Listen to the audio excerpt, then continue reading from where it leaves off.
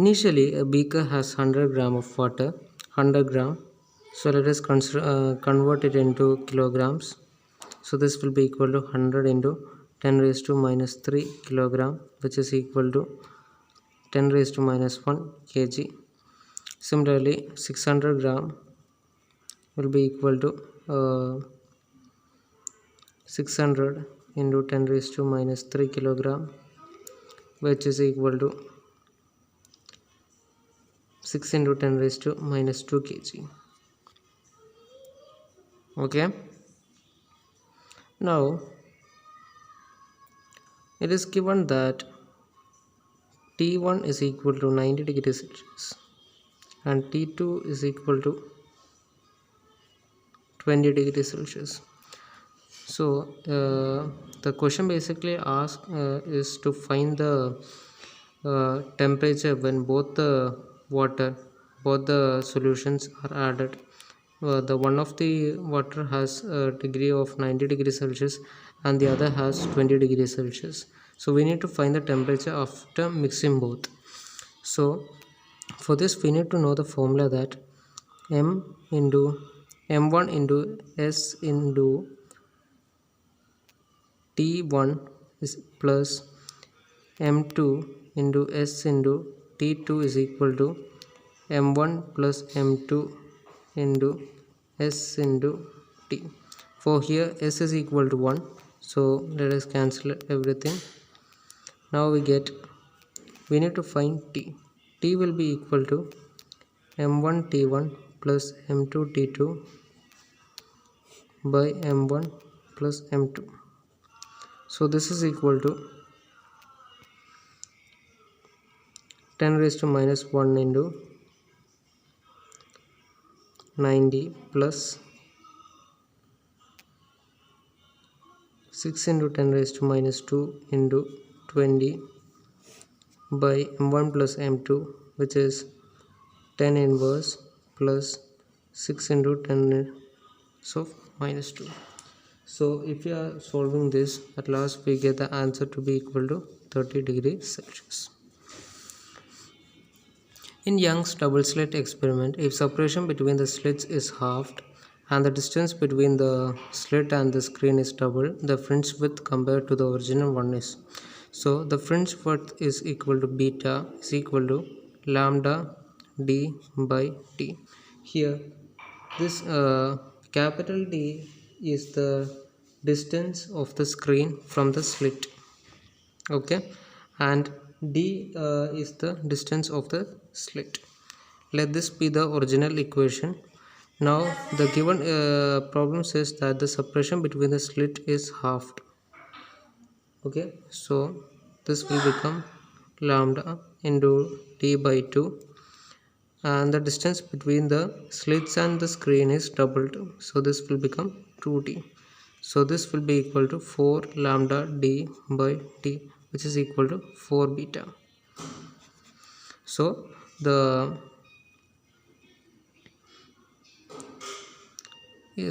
fringe width has become quadrupled. Now let us move to the 17th question. What wavelength must the electromagnetic radiation if a photon in the beam has the same P as an electron moving with V is equal to 1.1 into 10 raised to 5 meter per second. Okay, so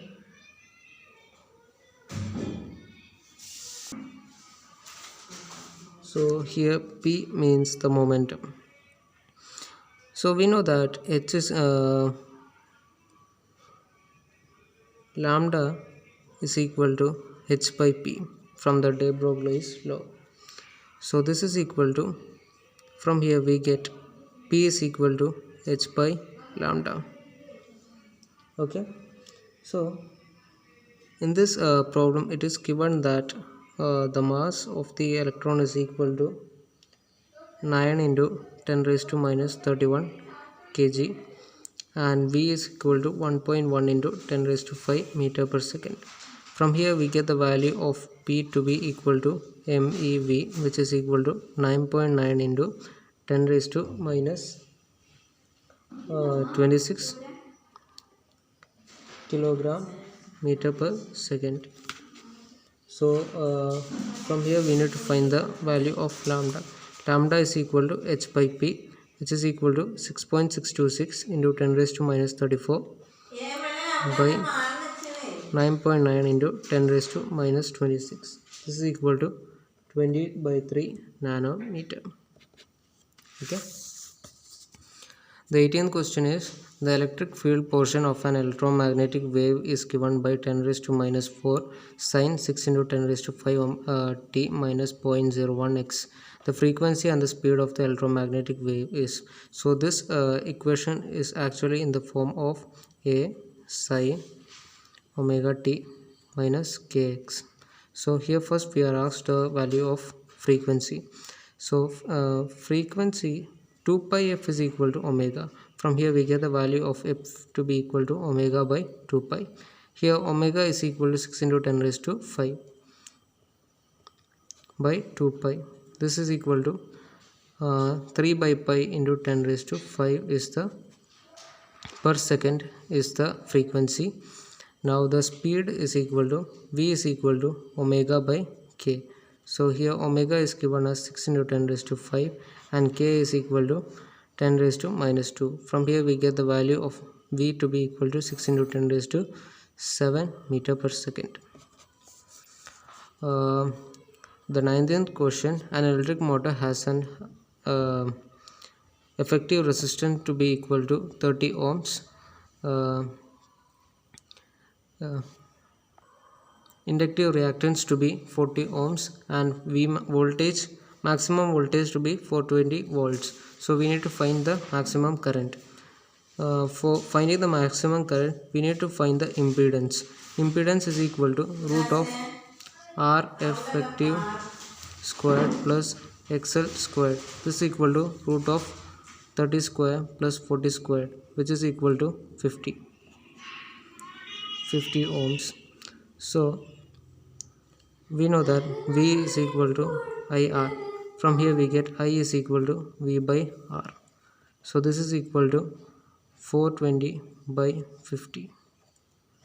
So we get 42 by 5, which is equal to 8.4 ampere. Okay. Now let us move to the 20th question. 8 gram of copper 66 undergoes radioactive decay and after 15 minutes only 1 gram remains. The half-life of is then, that is. So in this problem the initial mass is given to be m naught is equal to 8 gram. The final is equal to m is equal to 1 gram. The time of decay is 15 minutes. Ln m by m naught is equal to minus lambda t. So if we substitute the values we get ln 1 by 8 is equal to minus lambda into 15. Okay, so this is equal to minus ln 8 is equal to minus lambda 15, or lambda is equal to ln 8 by 15. Okay, we know that t half is equal to ln 2 by lambda. So if we substitute the value of lambda which we got now, we get ln 2 by ln 8 into 15. So this is equal to 15 ln 2 by ln 8. So this is the half-life of the given reaction.